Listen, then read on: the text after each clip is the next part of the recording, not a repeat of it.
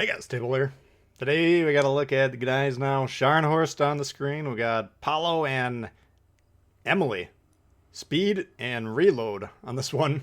Enhanced torpedo range and speed of the torps as well on the Scharnhorst build. Scharnhorst highly coveted due to the battleship dispersion perk. Great inspiration. A lot of people sought this commander out, but it actually works great for the German battleships that has torpedoes as well. So we got Gwep on there or Emily, to give it a little bit more speed in the water, help it hunt things down. This game, though, we're going to be using it a little bit differently, more of a immovable object type of a game.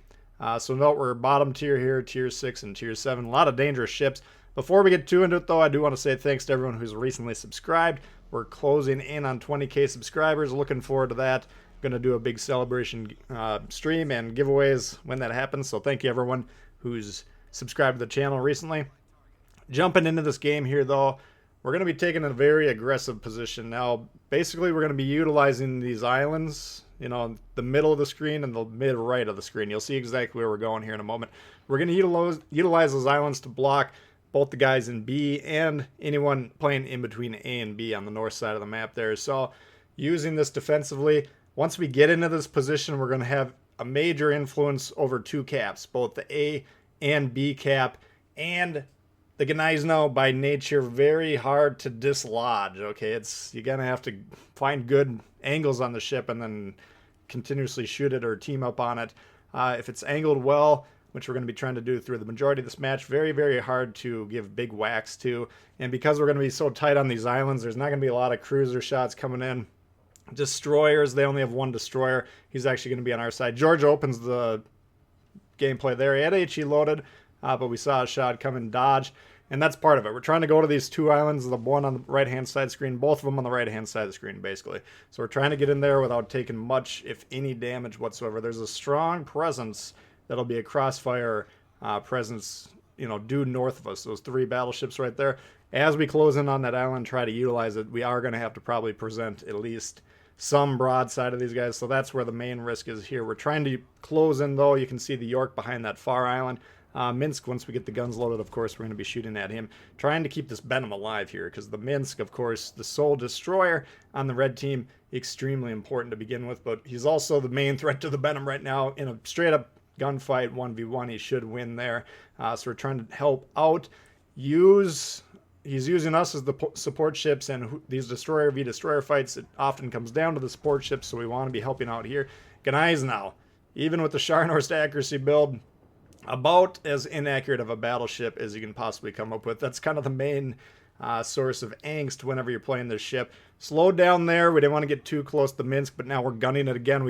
We need these islands on the right-hand side of the screen or off the side of the screen.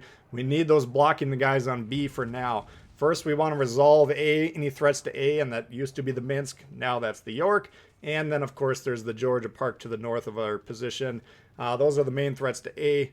A is the cap we're primarily responsible for, so we're trying to do that. But then, once things calm down over here, you can see to project power into B and harass any ship or attack any ship that's on B, basically all we have to do is back up just a little bit, half a grid square, maybe a quarter of a grid square on the map. We really don't have to back up far at all, and we're going to have crossfire shots on those guys. They're usually going to be primarily angled to the southeast, and we're going to continuously look on the map for these opportunities. So York, we don't want to get too close once again to these torps, so we're trying to keep our distance here, but we're trying to keep these islands in positions where they're actually blocking opportunities to hit us. So basically we're fighting the York 1v1 right now, and we have support. We got the Benham trying to torp him, and we got the Ritchie, who intermittently is behind that island to the south of us. Sometimes he has a shot on this guy. He doesn't seem to be shooting quite as often as I would like, but I think that's probably because he's backing up. He's protecting himself as well, which is fine. I don't have a problem with that. But there goes the York. We're on the cap now. We've been reset, or we haven't gotten a lot of progress. So we could consider dropping anchor here. That's what I'm initially going to do, just make sure we get the cap. But then we see Georgia pulling forward. We are plane spotted, so it's possible he's aiming at us. And then this Georgia over here, he's definitely aiming at us. So he fires. We're steeply angled. Let's compare the damage. We get a big shot there. He got us decent. I didn't see what it was, maybe 7K. We got him, 15, something like that. So we'll take that trade even though he resets us. And that's what I'm talking about. Very hard to dislodge the ship at this point in time because the battleships over here, to get over here, they have to get close to us. And Gneisenau is kind of like, in terms of a strategic role on the board here, it repels the enemy. They don't want to be close to this thing. Really, no ship should want to get close to Gneisenau. The gun's very dangerous. You can see whenever we actually get a decent hit, which sometimes happens, sometimes doesn't. But the guns can rip you, okay? And they get more accurate the closer you get this thing. And then, of course, you got these torpedoes. And the torpedoes are kind of the Achilles heel of these battleships. If they want to push into us, we're just going to steeply angle against them, make sure they can't really damage us that well. And then we're going to use our guns and then combine that with the torps, and we're going to take them out. So, in this position right here, very, very tough to dislodge. Okay, we're going to see a Megami here attempted in a moment, but it's ill-advised, okay? And that's just the name of the game with the Gneisenau, Scharnhorst, Tirpitz, Odin. These ships, the closer you get to them, the more anxious they should be causing you to be. Bismarck's low here. We got juicy targets. That broadside CNOP, trust me, I want to shoot him. Georgia goes down. He was broadside. That was also a juicy target.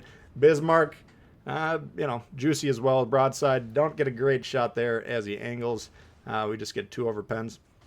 But he was the lowest, so he's definitely the one we should be trying to take off there. I'm hoping he just goes around that island because you can see the secondaries are causing problems. So we back up. We've already captured the base, of course. And we're just going to try and get a shot on the CNOP. Anytime you got a broadside CNOP or Vlad or anything like that, you want to take the shots, trust me. Megami coming around here, we can assume he's trying to suicide torp us. Not a great play for destroyers, to make even worse for cruisers. Ill-advised. We don't see the torps quite yet, but we know they're coming. For some reason, he's not really anticipating our torps, which is kind of surprising because if you know anything about the Gneisenau, you should know it's got the torpedo threat. So we get a couple strikes. There, he dodges the Hegon, but we go ahead and dodge his torps. Not an even trade there. He's basically throwing away a Tier 7 cruiser to mildly wound a Tier 6 battleship. Now, again, we're in a pretty strategically sound position. They can't really challenge A as long as we're here, and we project power into B. So I'm not saying you don't have to make plays to get rid of this ship, okay? It does have strategic significance in this game, but I wouldn't necessarily try and rush it with the Megami. That's not what the Megami's designed to do. So we win that engagement there. We still blocked from the guy to the north of us. He hasn't really moved the entire game. Thus, he hasn't really projected power very well into A. He's not moving into a flanking position where he can attack us. If he did, he would probably beat us very quickly, but he's just content to sit back there and lob shots, which is fine. He's not affecting the outcome of the game. These guys on B are, okay? They control B right now. They are kind of surrounded, so their hold on B is tenuous at best. But we'd like to dislodge them, so we're going to go ahead and see if we can bomb on that Bismarck. We got a little bit of chip damage on him. And CNOP, my word, there's certain battleships with a little bit more accuracy, a little bit more firepower, that would just blow this thing up on sight if it's doing this thing here. I mean, Russian battleships, you can't flash the sides. And if we get a little bit lucky here, he'd be dead right here. We're still getting decent shots, okay? But Gneisenau, part of the reason it's so inaccurate is it's just wonky. The German battleship's crazy aim, like you guys probably all know. But the fact that we only have 6 guns on this puppy, less shots going out. If we're comparing it to a 12-gun battleship, that's double the firepower, double the chances to randomly hit the Citadel. So, whenever we're getting these shots, they should be nervous, but luckily for them, they're not really connecting this game. But this is the life of the Gneisenau player. Some people love this ship. I do enjoy it. And this is one of those ships in the game where sometimes you run into it or it gets you within its grasp and you can't dislodge from it, and you're just like, there's nothing I can do about this thing. Like, the Gneisenau can be very, very difficult to deal with. But when you're playing it, you got to understand you're going to miss a lot of shots. And you're going to miss a lot of shots that you don't want to miss. So that's just part of it. But we're still projecting the power here. Battleships, part of the role's psychological.